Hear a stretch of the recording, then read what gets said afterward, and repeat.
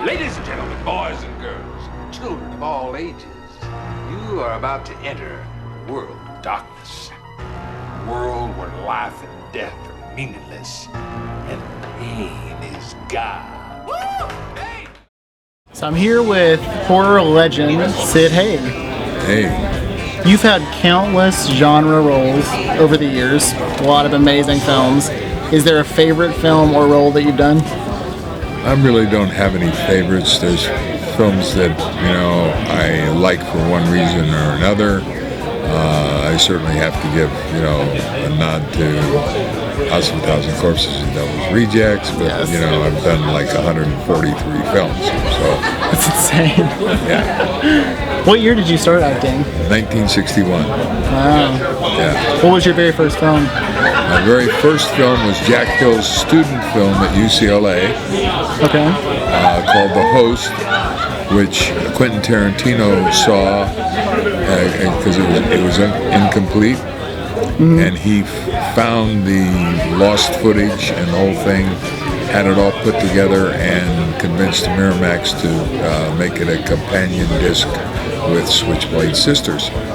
So how did you get involved with Rob Zombie? Pay attention to what you're doing today, because it's going to affect your future. And I'll tell you why.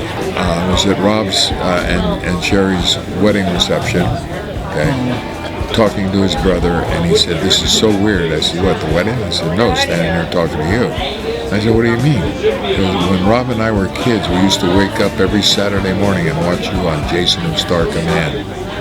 And you kept popping up in films that Rob was watching, and one day he said, "If I ever get to direct a movie, I want that guy in it." Wow. And that's how That's a major compliment. So if you could say one thing to your younger self, say you as you were starting to act, what would it be?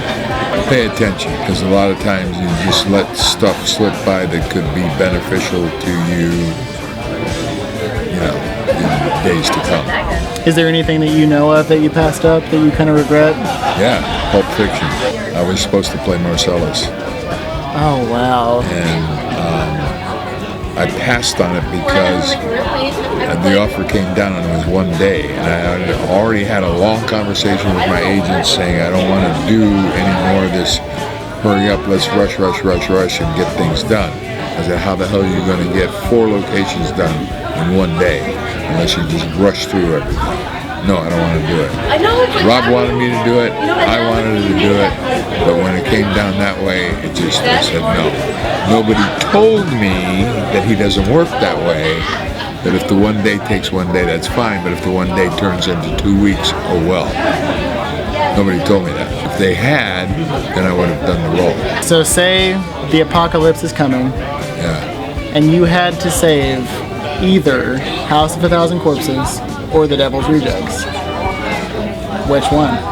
Devil's Rejects. Why is that? Because it's a more fully developed film. The character development is there. We get to understand more about the people. From my standpoint, it's just a better film. You'll never listen to Freebird again the same way. Never.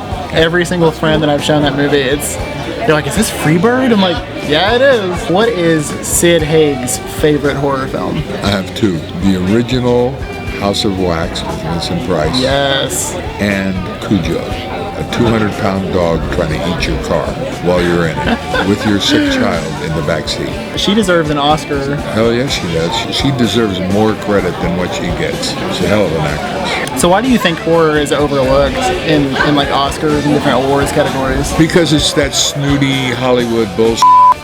Okay? Oh, well, it's a horror film. Well, it's trash. So what? That's why Universal Studios created their own award. It's called the Igor, which I received and was presented to me by Rob Zombie. They said, if Hollywood isn't going to do it, then we're going to do it. Tutti Frutti or frozen yogurt? Oh, I see. Well, Tutti Frutti. Thanks for chilling, Sid. All right. Take care. All right. Take care.